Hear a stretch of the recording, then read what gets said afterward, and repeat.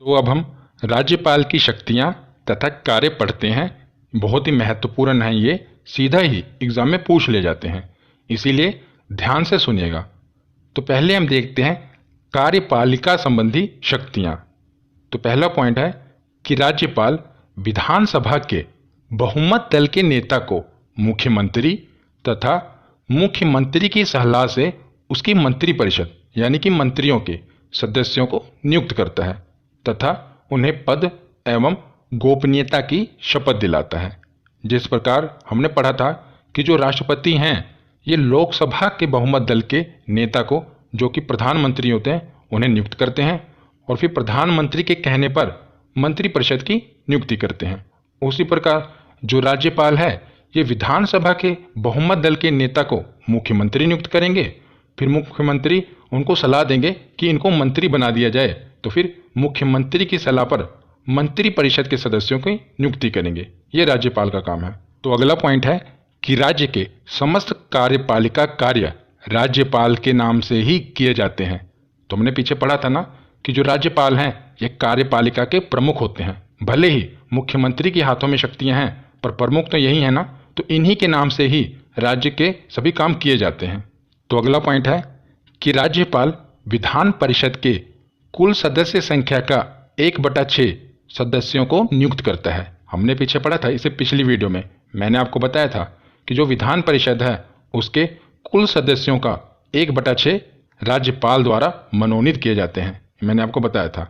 अगला पॉइंट है कि राज्यपाल राज्य के विश्वविद्यालयों यानी कि जो राज्य की स्टेट की यूनिवर्सिटी होती है उसका कुल अधिपति चांसलर होते हैं। जो राज्यपाल होते हैं उस राज्य की जो यूनिवर्सिटी होती है उसके वो चांसलर होते हैं तथा उपकुलपतियों जो कि वाइस चांसलर होते हैं उनकी नियुक्ति भी राज्यपाल द्वारा ही की जाती है। जो स्टेट यूनिवर्सिटी होती है राज्यपाल उसके चांसलर होते हैं और उस यूनिवर्सिटी के जो वाइस चांसलर होते हैं वीसी, उनकी नियुक्ति राज्यपाल के द्वारा की जाती है, याद रखिएगा। अगला पॉइंट है कि राज्यपाल का अधिकार है कि वह राज्य के प्रशासन के संबंध में जब चाहे मुख्यमंत्री से सूचना प्राप्त कर सकते हैं। तो जब मर्जी होगी राज्यपाल की वो मुख्यमंत्री से सूचना मांग लेंगे, इन्फॉर्मेशन, ये राज्यपाल का अधिकार है। तो कार्यपालिका शक्तियां ये हमने पढ़ ली। अब हम देखते हैं कुछ विधायी शक्तियां। तो राज्यपाल विधानमंडल का अभिन्न अंग होते हैं। हमने पीछे पढ़ा था कि विधानमंडल के 3 महत्वपूर्ण अंग हैं, विधानसभा, विधान परिषद और जो राज्यपाल हैं इसके महत्वपूर्ण अंग हैं। और राज्यपाल विधानमंडल का सत्र बुलाता है तथा सत्र की समाप्ति भी करता है। तो विधानमंडल का जो सत्र है, जिस प्रकार संसद का सत्र बुलाया जाता है, उसी प्रकार विधानमंडल का सत्र राज्यपाल बुलाते हैं तथा सत्र की समाप्ति भी यही करते हैं। और राज्य विधानमंडल द्वारा पारित विधेयक राज्यपाल के हस्ताक्षर के बाद ही कानून बनते हैं। ये तो आपको पता ही है कि जब तक राज्यपाल हस्ताक्षर न कर दें कोई भी विधेयक कानून नहीं बन पाएगा राज्यों में।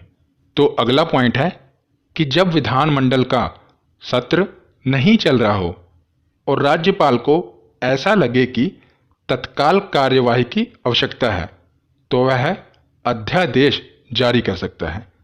और ऐसा अध्यादेश 6 सप्ताह के भीतर विधानमंडल द्वारा स्वीकृत होना आवश्यक है। और यदि विधानमंडल 6 सप्ताह के भीतर उसे अपनी स्वीकृति नहीं देता तो उस अध्यादेश की वैधता समाप्त हो जाएगी। तो मैं आपको बताता हूं कि ये पॉइंट क्या कह रहा है।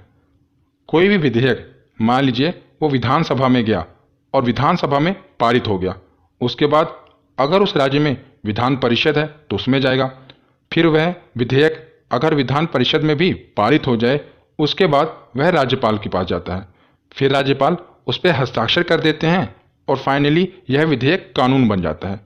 पर कई बार क्या होता है कि जो विधानमंडल है इसका सत्र नहीं चल रहा होता और किसी कानून की आवश्यकता होती है, तो राज्यपाल क्या करते हैं, सीधा ही साइन कर देते हैं और अध्यादेश, इसी को कहते हैं अध्यादेश जारी करना, सीधा ही साइन कर कर वो कानून बना देते हैं। पर फिर क्या होता है कि जो ये कानून की वैधता है ये 6 सप्ताह तक ही रहेगी। अगर इसे 6 सप्ताह से बढ़ाना है तो जो ये कानून है जिस पर राज्यपाल ने अध्यादेश जारी किया, इसे जब विधानमंडल का सत्र चले यानी कि 6 सप्ताह के भीतर ही ये डेडलाइन दी गई है कि 6 सप्ताह के भीतर इसे विधानमंडल में पारित कराना आवश्यक है। अगर यह जो कानून यानी कि जो अध्यादेश राज्यपाल ने जारी कर दिया 6 सप्ताह के भीतर विधानमंडल से पारित नहीं हुआ तो फिर इसकी वैधता 6 सप्ताह के बाद खत्म हो जाएगी। इसीलिए याद रखिएगा, जब विधानमंडल का सत्र नहीं चल रहा होता तो राज्यपाल अध्यादेश जारी कर देते हैं और कानून बना देते हैं, पर इसकी वैधता 6 सप्ताह तक ही रहती है। अगर 6 सप्ताह से आगे बढ़ाना है तो इसे 6 सप्ताह के भीतर विधानमंडल से पारित कराना पड़ेगा, याद रखिएगा। तो अगला पॉइंट है कि राज्यपाल किसी विधेयक को राष्ट्रपति के विचार के लिए आरक्षित रख सकते हैं। बहुत ही महत्वपूर्ण है। मैंने आपको राष्ट्रपति वाली वीडियो में बताया था कि जब भी कोई भी विधेयक राष्ट्रपति के पास हस्ताक्षर होने के लिए जाता है तो उनके पास 3 विकल्प होते हैं। वो चाहे तो उस पर साइन कर दें और वो विधेयक को कानून बना दें, चाहे तो साइन ना करें और उस विधेयक को पुनर्विचार करने के लिए लौटा दें, और तीसरा विकल्प होता था वीटो, मतलब कि ना तो वो हाँ कह रहे हैं ना तो वो मना कर रहे हैं। तो ये 3 विकल्प होते थे राष्ट्रपति के पास। पर जो राज्यपाल हैं इनके पास राष्ट्रपति से ज़्यादा एक विकल्प, चौथा विकल्प भी होता है, और वो क्या है कि राष्ट्रपति के विचार के लिए वो उस विधेयक को आरक्षित कर सकते हैं।